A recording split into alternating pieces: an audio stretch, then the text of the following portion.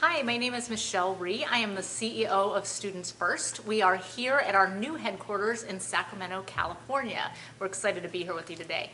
One of the things, as you know, that we're trying to do is really ensure that we have a very robust membership base. Students First relies on its members to really advocate on behalf of reforms that we think are good and right for kids.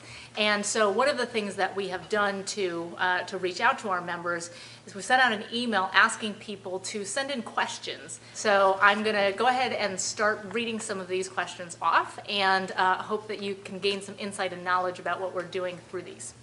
John from Canton, Massachusetts asks this question: how do we go about creating a system that celebrates and rewards great teachers? This is an incredibly important question because I think that one of the biggest challenges that we face right now in this country has to do with the fact that we're not valuing teachers in the way that we should. When I was in Washington, D.C. as the chancellor, I would walk up and down the streets every day and people would say to me, "Oh gosh, you have the hardest job in the city." And I'd always say to those people, "No, I don't. The hardest job in the city is being a teacher." So we need to make sure that we're recognizing and rewarding the heroes that we have. And we have literally hundreds of thousands of teachers in schools across this nation every day who do unbelievable things for kids.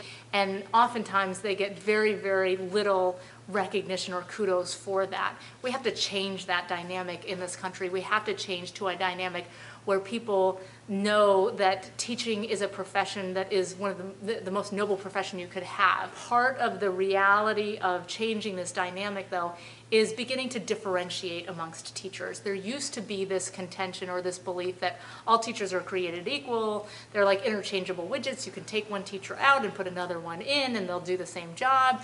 But we have a lot more information now.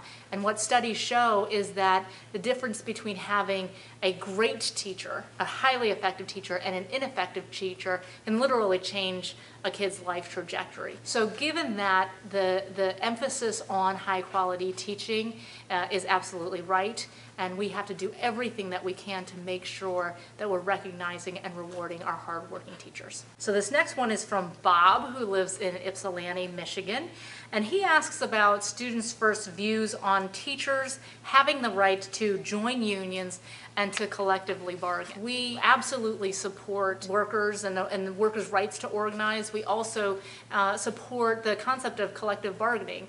We think that that workers should always have the right to have a say in their salaries, benefits, etc.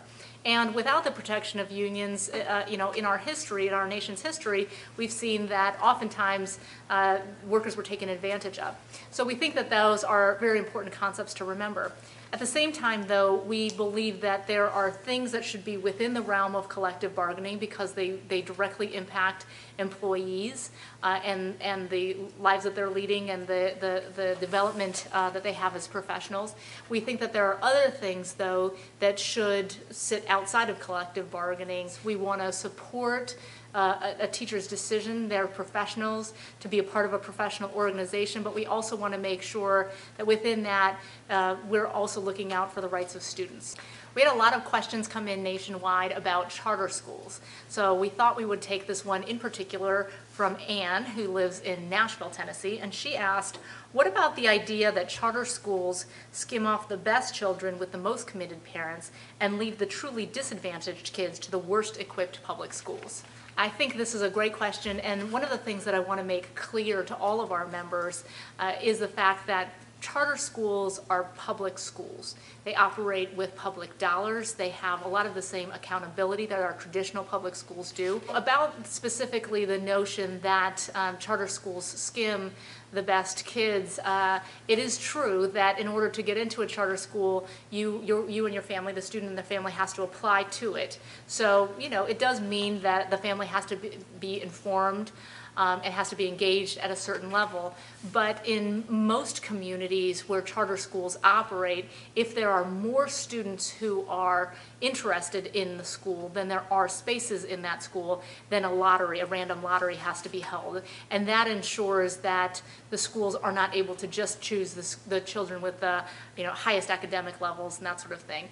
The vast majority of charter schools in our nation actually serve our most disadvantaged populations. And the thing that we think is most important in this is that families have choices. We never want any family to feel like they're trapped in a failing school without any options. And oftentimes what charter schools can do is provide that opportunity or that option to the family. To see more responses to additional questions from members across the country, you can like us on Facebook, where we will be posting additional videos.